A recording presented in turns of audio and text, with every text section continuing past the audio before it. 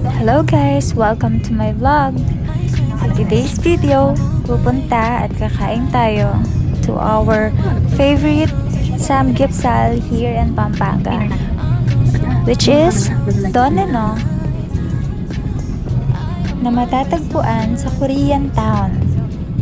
Madaming samgyeopsalan sa Korean Town, pero yung Doneno yung pinaka well known. And pag kumain ka doon, usually lagi silang puno. Madaming kumakain na especially mga Koreano. Parang naging comfort food na rin namin yung Doneno. Tuwing nag-crave kami ng samgyeopsal, sa Doneno na kami pumupunta. Baka nga kilala na kami ng mga staff dun eh.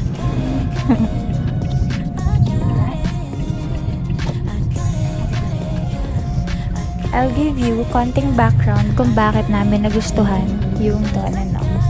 Kasi before, mas prefer namin yung Jeju. Before, hindi ko masyadong na-appreciate yung sa Doneno kasi pork siya. While yung sa Jeju, yun mga beef siya. At sa Doneno, walang cheese. Kasi ang sabi, ang authentic na samgyeopsal, wala talagang cheese. And then yung may-ari ng Doneno is Koreano talaga. Na siya mismo yung magsiserve sa'yo pag kumain ka doon. Isa rin sa mga difference niya with other samgyeopsal is that hindi unlimited yung sa Doneno.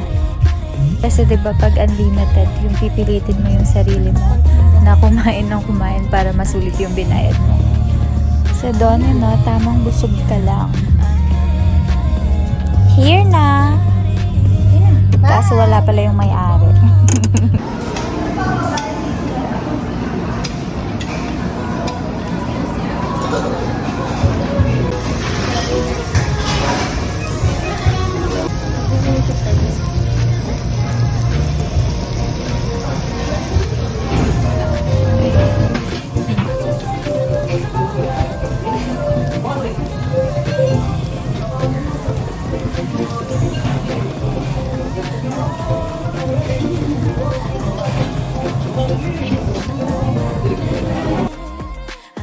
Here are the prices.